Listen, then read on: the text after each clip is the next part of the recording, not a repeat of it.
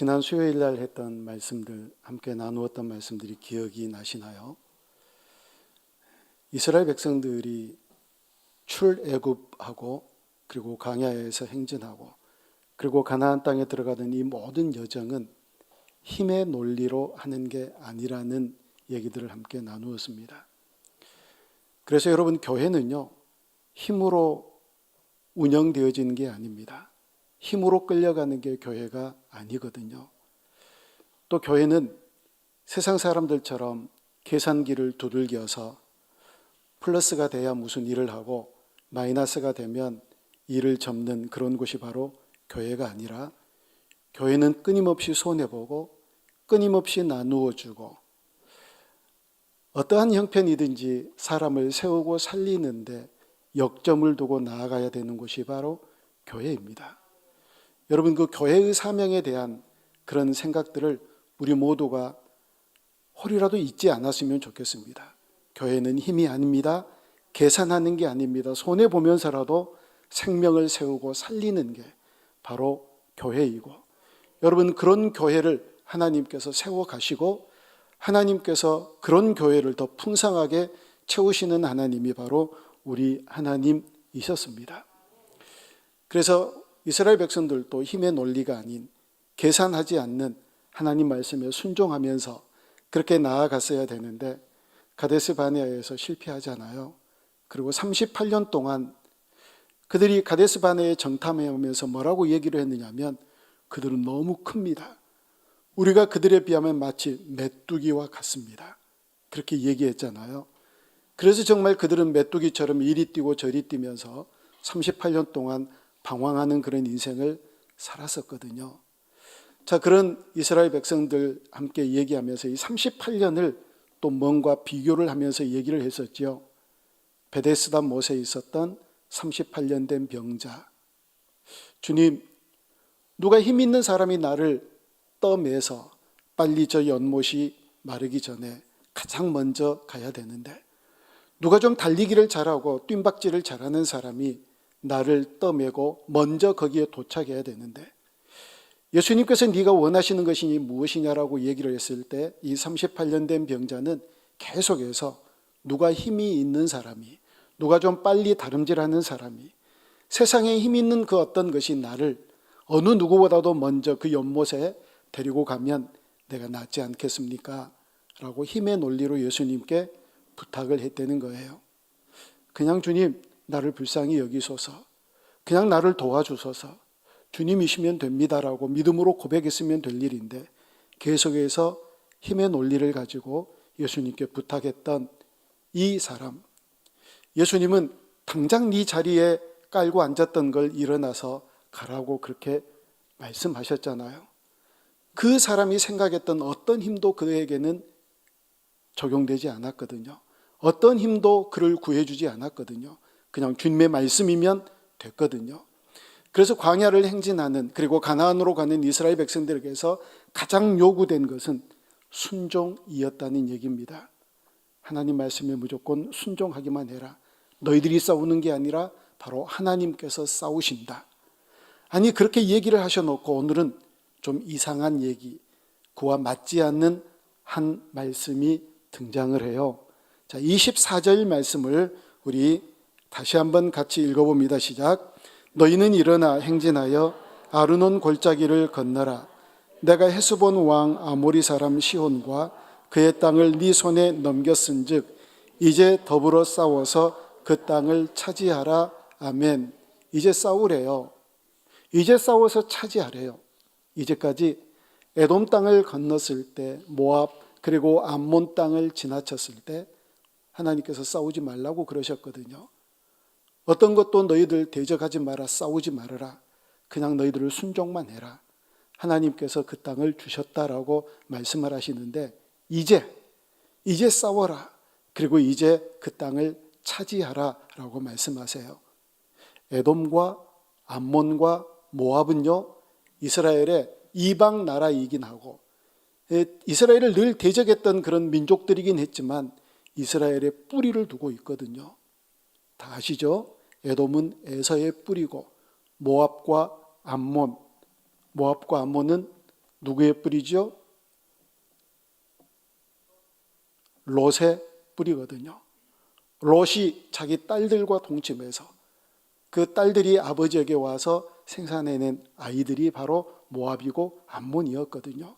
그래서 그들은 다른 민족, 이방 민족처럼 늘 이스라엘을 대적하는 민족이긴 했지만 이스라엘에 뿌리를 두고 있으니까 하나님께서 그 땅을 차지하도록 하지 않으셨어요. 물리치지 마, 싸우지 말아라. 그들을 진멸하지 말아라. 그래놓고 오늘 본문에 아모리 사람 시온과 그의 땅을 네 손에 넘겼다. 그러니까 그제 이제 싸워서 차지하라고 말씀하세요. 두 가지 이유 때문에 그렇습니다. 먼저 이 족속은요, 가나안 족속이에요.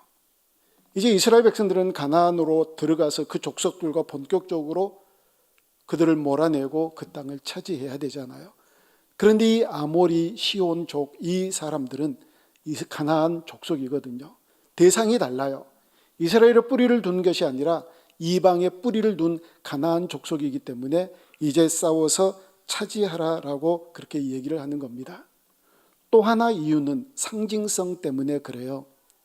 여러분, 대부분 이스라엘 백성들이 출애굽을 하고 광야를 통과하고 가나안으로 들어가는 이런 것들을 영적으로 어떻게 상징적으로 우리에게 얘기를 해주느냐면 하나님을 모르고 예수님을 믿지 않았을 때가 바로 애굽 때요. 애굽에서 살던 때. 그런 때에 있던 사람들을 하나님께서 건져내셨다는 것을 의미하거든요. 애굽에서 출애굽했다는 것은 이제 하나님을 믿기 시작했지요. 그런데 하나님을 믿고 열심히 살아갔는데 웬 광야인가요? 우리가 하나님을 믿었지만 예수님을 믿기 시작했지만 형통한 삶이 계속된 것이 아니라 평탄한 길만 계속해서 우리 앞에 기다리고 있는 게 아니라 광야와 같은 그런 인생을 우리가 걸어갈 수밖에 없는 삶을 살아간다는 거예요.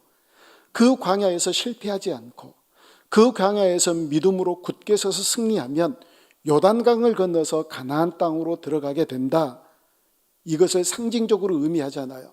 그런데 또 이 가나안은 또 뭘 얘기를 하느냐면 죽음 이후에 가는 천국을 또 상징적으로 우리에게 보여주잖아요. 그래서 누군가가 죽으면 요단강 건너갔네, 그 얘기 하잖아요. 요단강 건너갔네, 이제 죽어서 가나안 땅에 갔네, 그 가나안을 천국이라고 얘기를 해요. 아니, 그런데 이스라엘 백성들이 요단강 건너가서 가나안 땅에 들어갔는데 그 땅이 천국이었나요? 아니었잖아요. 얼마나 치열한 싸움을 했는데요. 그들을 어떻게 해서 몰아냈는데요. 아니, 그리고 몰아내고 나서 그들이 정말 천국과 같은 그런 인생을, 정말 천국에서 사는, 파라다이스에서 사는 그런 인생과 같은 그런 인생이었나요? 아니었잖아요. 얼마나 많은 굴곡진 역사가 있었는데요. 아주 엉망이 되고 침범을 당했다가 또 자유함을 얻었다가 사사기 시대와 같은 그런 실패의 역사가 얼마나 계속 반복되었는데 도대체 가나안이란 그럼 뭔가요? 아니, 요단강 건너서 천국 갔는데 천국이 그렇다면 이건 도대체 뭘 의미할까요? 자, 여러분, 천국이 어디 있지요? 천국은 이미 이 땅에 임하였다라고 성경에서 말씀하잖아요. 천국은 이미 임하였다. 천국이 어디일까요? 우리 주님을 모시고 살아가는 삶, 우리 주님이 주인 되는 삶, 주님의 통치 아래 주님의 다스림 속에 거하는 삶이 바로 천국인 줄로 믿습니다. 우리가 오해하지 말아야 될 것은 천국은 죽어서 가는 곳이다. 이게 가나안과 그래서 연결이 안 되는 거예요. 죽어서 가는 곳이 천국이라고 생각을 하니까, 아니, 가나안에 들어가서 그곳이 천국이랬는데 요단강 건너갔댔는데 웬 천국이 그래? 이런 생각을 할 수 있거든요. 지금 이미 천국이 임하였다, 이 얘기는 지금 우리 안에 예수님께서 와 계시고 그 주님의 통치 아래 거하는 사람들은 이 땅에 살지만 천국에서 사는 것 같은 그런 인생 되어질 줄로 믿습니다. 그러니까 이 천국이 이중적이죠? 이중적이에요. 그래서 이 가나안이 상징적으로 그걸 우리에게 보여준다는 겁니다. 그래서 이제 이 사람들이 지금, 그러니까 왜 이제 싸우라, 이제까지는 하나님이 하신다, 마치 홍해 앞에 선 이스라엘 백성들에게 뭐라고 그러셨나요? 너희는 가만히 있어라. 가만히 있어라. 홍해를 건너기 위해서 이스라엘 백성들이 한 게 뭐지요? 도대체 뭘 했나요? 아무것도 한 것 없잖아요. 아니, 물이 많이 있을 때 발이라도 이렇게 첨벙 담그면 물이 양쪽으로 번지는 것과 같은 그런 효과를 만나기는 하잖아요. 이스라엘 백성들이 그거라도 했나요? 도대체 한 일이 아무것도 없거든요. 하나님께서 그 모든 일을 이루셨고 광야에서도 모든 일을 그렇게 이루신 하나님께서 이제 싸워라. 도대체 이 의미는 뭐냐는 겁니다. 여러분, 이 의미는 우리가 구원받은 백성이면, 이미 우리가 천국에서 사는 인생이라면 구원받은 백성으로서 어떻게 이 세상에서 승리하며 사는 존재여야 되는가를 오늘 보여주시고자 하는 메시지입니다. 우리가 구원받았잖아요. 그러니까 구원받았으니까 우리가 구원받은 백성인데 더 이상 우리에게 어떤 도전도 해오지 않고 죄가 우리를 넘어뜨리려고 하지 않으면 얼마나 좋겠어요. 죄가 막 돌아다니다가 성경에 나오는 것처럼 우는 사자처럼 삼킬자를 찾으려고 돌아다니다가 쟤는 구원받은 백성이네. 쟤는 하나님의 자녀네. 예수 믿고 구원받았네. 아이고 건들면 안 되겠네 하고 피해 다니면 얼마나 좋겠습니까? 근데 그렇지 않거든요. 그 사자들은, 그 마귀들은 끊임없이 우리에게 도전해 오거든요. 이럴 때 구원받은 백성들로서 어떻게 순종하는 삶을 살아야 될 것인가? 구원받은 백성과 맞닥뜨려서 그들과 대적해서 날마다 승리하는 그런 인생을 살아가야 되는 그런 존재가 저와 여러분들이다. 그래서 너희들은 순종을 배워라. 어떻게 이 세상에서 구원받은 자로 승리하며 살아가야 되는가를 말씀해 주는 게 오늘 본문 말씀이에요. 이제 싸우라. 이제 싸워라. 너희들 구원받은 건 맞다. 너희들 구원받은 백성 맞다. 그런데 아무것도 하지 않아도 되는, 어떤 대적들도 우리를 넘보지 못하고 건들지 못하는 그런 인생이 아니다. 계속해서 우리를 넘보는 그런 인생들이 많은데 구원받은 백성으로 이제 너희들이 싸워서 그 구원을 지키고 그 구원을 누리라 하는 말씀인 줄로 믿습니다. 그래서 이 신명기 2장 오늘 본문 읽은 이 본문은 이렇게 접어둡니다. 왜냐하면 신명기 2장에서 그랬다네 우리가 다 알아요. 근데 그 2장을 통해서 주시는 메시지가 방금 말씀드린 구원받은 자로 어떻게 살아내야 되는가, 이 말씀을 우리에게 교훈으로 주시기 위해서 주신 말씀이니까 이제 신명기 2장은 이렇게 덮어두고요. 에베소서 4장 17절과 18절 말씀을 우리 한번 같이 읽어봅니다. 시작. 그러므로 내가 이것을 말하며 주 안에서 증언하노니 이제부터 너희는 이방인이 그 마음에 허망한 것으로 행함같이 행하지 말라. 그들의 총명이 어두워지고 그들 가운데 있는 무지함과 그들의 마음이 굳어짐으로 말미암아 하나님의 생명에서 떠나 있도다. 아멘. 예수님을 믿지 않는 사람들이 어떻게 철저하게 무능한 존재였는가를 얘기해줘요. 뭐라고 얘기하나요? 내가 이것을 말하며 주 안에서 증언하노니 이제부터 너희는 이방인이, 자, 이방인들은 여러분 오해하지 마세요. 우리가 무슨 택한 족속인 것처럼 그렇게 생각하지 마세요. 우리 이방인 맞지요?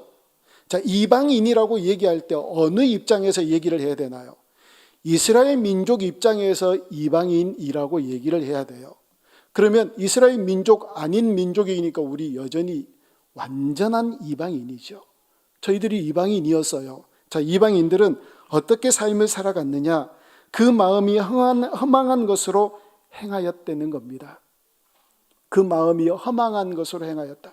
열심히 뭔가를 추구하고 열심히 수고하고 노력하지만 그 모든 것은 다 허망하다는 겁니다. 그런데 그걸 쫓는 거예요. 이게 아니면 안 되는 것처럼 쫓는 겁니다. 인생에서 놓치면 안 되는 것처럼 그것을 쫓는 그런 인생이 바로 이방인들의 인생이에요. 여러분 부러워하지 마세요. 그들이 쫓는 건 전부 다 허망한 것입니다. 그들이 추구하는 것은 구름 같은 것입니다.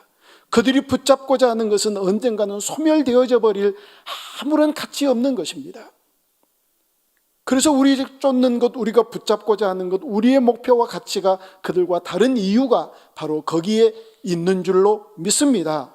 그들은 아무리 붙잡아도 손에 쥐어진 것 없지만 우리가 붙잡는 그 나라는 영원한 나라인 줄 믿습니다.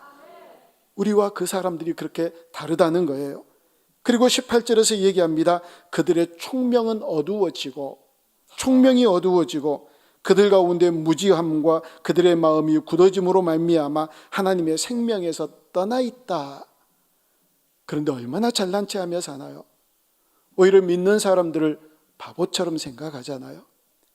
우리가 똑똑해서 이렇게 세상에서 잘 살아.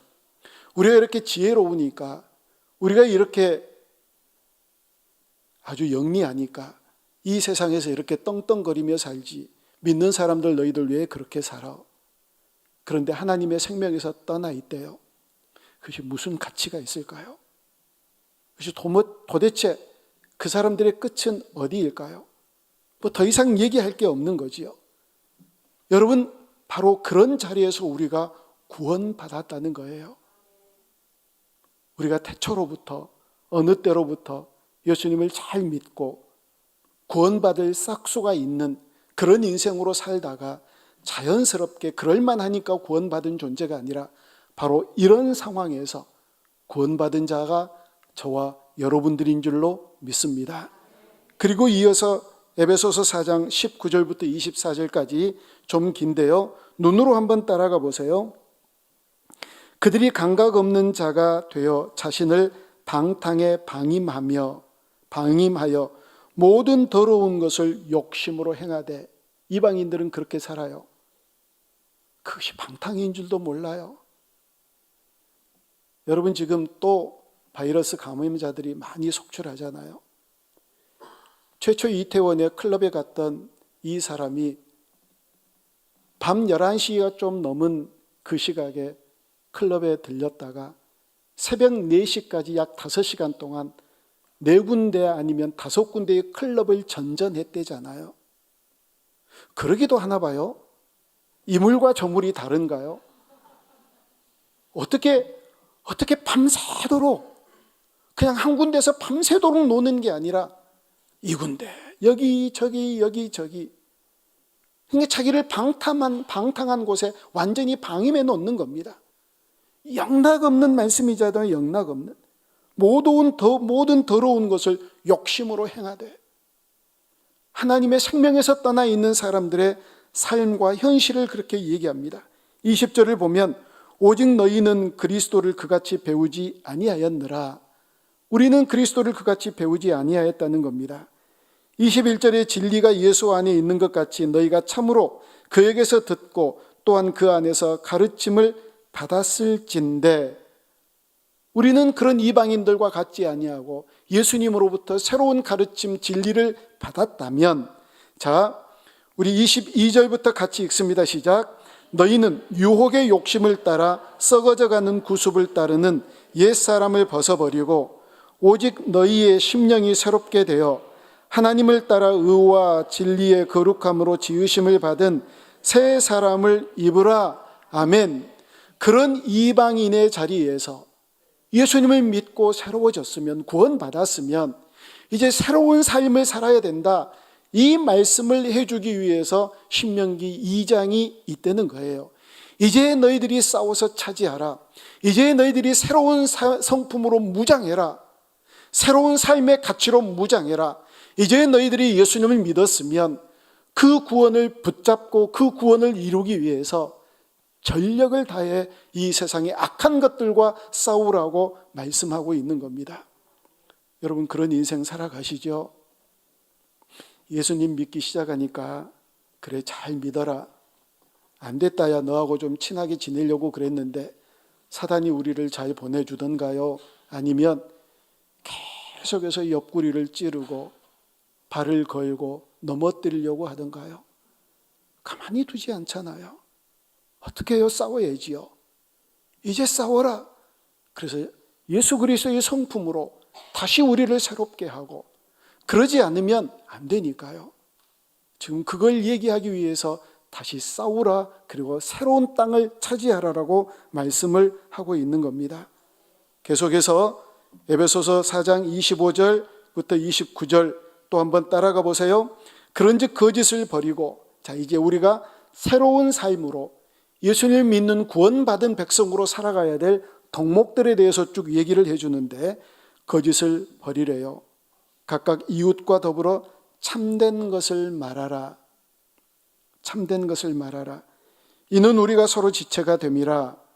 분을 내어도 죄를 짓지 말며 해가 지도록 분을 품지 말고 마귀에게 틈을 주지 말아라.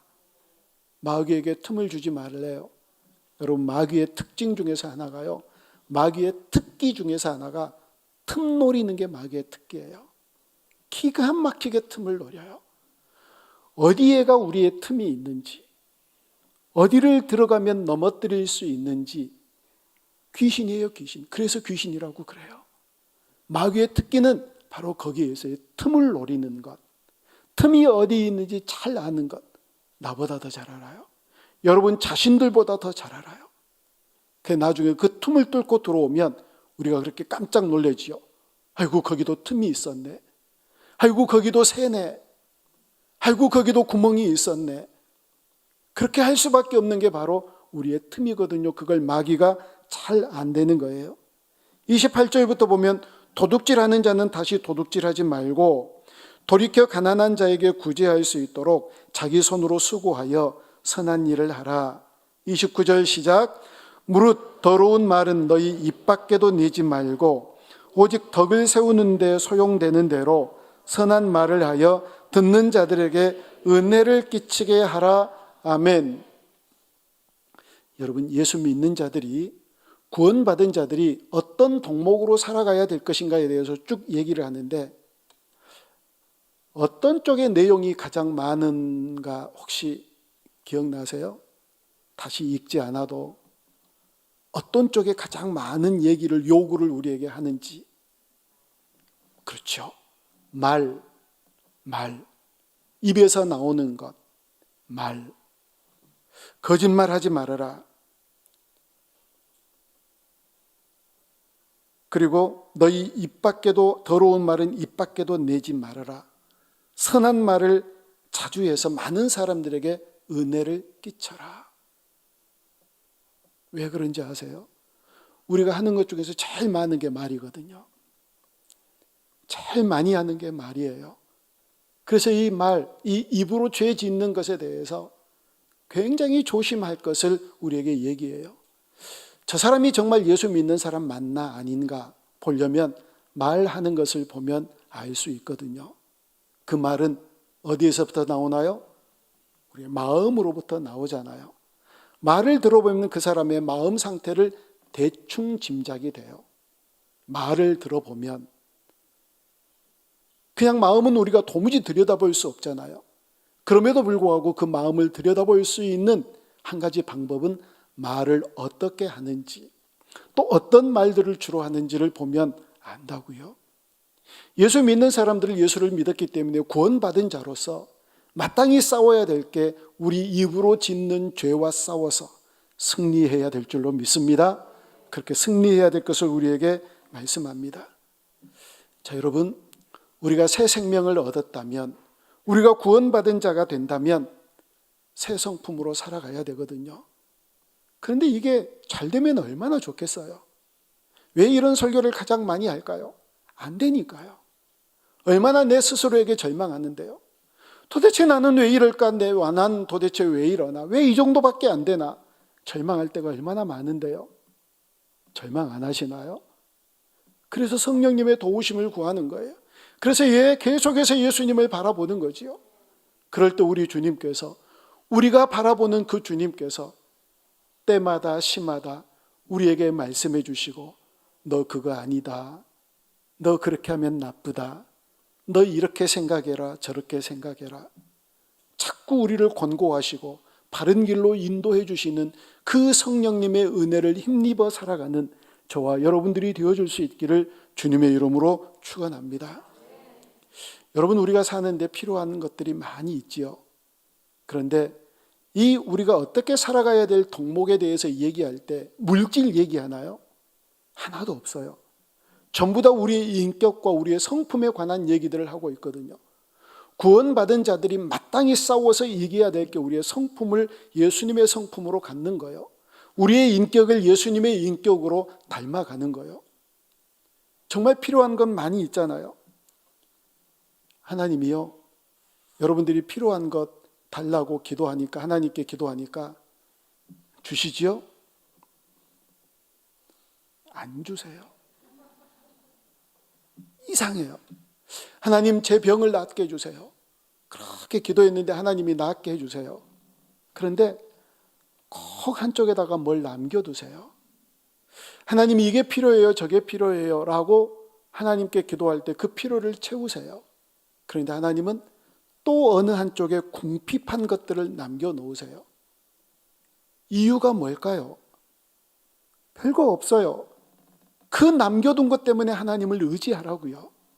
그 남겨둔 것 때문에 하나님께 더욱더 가까이 나아가라고요. 사도 바울이 그렇게 기도했잖아요. 주님, 내 이 육신의 연약함을 고쳐주십시오. 예수님 안 고쳐주셨어요. 그런데 사도 바울은 할렐루야 그러잖아요. 그거 내 기도 응답해 주셨대요. 알고 봤더니 그 기도 병을 고쳐주신 것으로 인하여서 응답을 받았다고 고백을 하는 게 아니라 그 연약함을 계속 남겨둔 이유를 알았다는 거예요. 이 연약함 때문에 더욱더 주님을 의지하게 하셨고, 그 연약함 때문에 더욱더 주님만 바라보게 하셨고, 그 연약함 때문에 오직 주님만을 자랑하게 하고 주님 외에는 다른 것 생각하지 아니하도록 하셨다.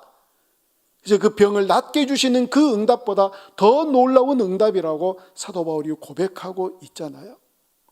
우리의 필요를 채워 하나님 앞에서 정말 만족하게 인생을 살아가는 사람들 별로 없거든요. 하나님은 그거 다 아세요. 들어갈 때와 나올 때의 마음이 어떻게 다른가를 아세요. 어디 들어가는 거? 화장실 들어갈 때와 나올 때의 마음이 우리에게 어떻게 다른가를 아세요. 그러니까 늘 궁핍을 남겨놓으시고 연약함을 좀 남겨놓으셔서 그것들로 하여금 우리 주님을 더 의지하도록 하신다고요. 자, 마태복음 6장 30절 말씀을 우리 함께 읽어봅니다. 시작. 오늘 있다가 내일 아궁이에 던져지는 들풀도 하나님이 이렇게 입히시거든 하물며 너희 일까 보냐. 믿음이 작은 자들아. 아멘. 들풀에게는 하나님이세요. 우리에게는 물론 하나님이시죠. 그런데 그 하나님을 뛰어넘어요. 자, 6장 32절 말씀을 읽습니다. 시작. 이는 다 이방인들이 구하는 것이라. 너희 하늘 아버지께서 이 모든 것이 너희에게 있어야 할 줄 아시느니라. 아멘. 이방인들이 구하는 것이 도대체 뭐냐면 무엇을 먹을까, 무엇을 마실까, 무엇을 입을까, 이건 이방인들이 다 구하는 거래요. 근데 우리는 들풀에게는 하나님이지만 우리도 하나님이시지만 또 우리에게는 아버지세요. 여러분, 부모들이 아이들의 필요를 아세요, 모르세요? 그거 모르는 건 부모 아니지요. 다 아세요. 우리 부모님께서, 아버지께서 다 아신다고요. 그래서 우리 주님께서 정말 염려하지 아니하고 그것을 구하기 위해서 인생을 살지 아니하고 우리의 성품이 예수님의 성품에 참여하기를 원하고 정말 우리가 구원받은 자로 살기를 원하는 우리의 인격을 위해서 기도할 때 하나님께서 그 나머지 것들은 다 채워주신다고요. 그래서 우리가 기도할 건 다른 게 아니라는 거예요. 무엇을 입을까, 마실까, 먹을까 이것 기도하지 말고 우리가 어떻게 주님을 닮아가느냐, 어떻게 구원받은 자로 살아가느냐, 어떻게 예수님의 성품에 참여하는 인생으로 살아가느냐, 이제 싸우라는 거예요. 우리를 넘어뜨리려고 하는 것, 예수 믿는 사람처럼 살지 못하게 하는 그 모든 악한 대적들과 싸워서 구원받은 자로 살아갈 싸움을 하라고 우리에게 말씀하는 게 신명기 2장 24절의 말씀이에요. 이제 너희들이 싸워라. 출애굽기 2장 17장 13절부터 16절을 보면 하나님께서 출애굽에서 만나는 전쟁에 대해서 우리에게 얘기를 해주세요. 자, 출애굽기 17장 13절부터 16절 읽습니다. 시작. 여호수아가 칼날로 아말렉과 그 백성을 쳐서 무찌르니라. 여호와께서 모세에게 이르시되 이것을 책에 기록하여 기념하게 하고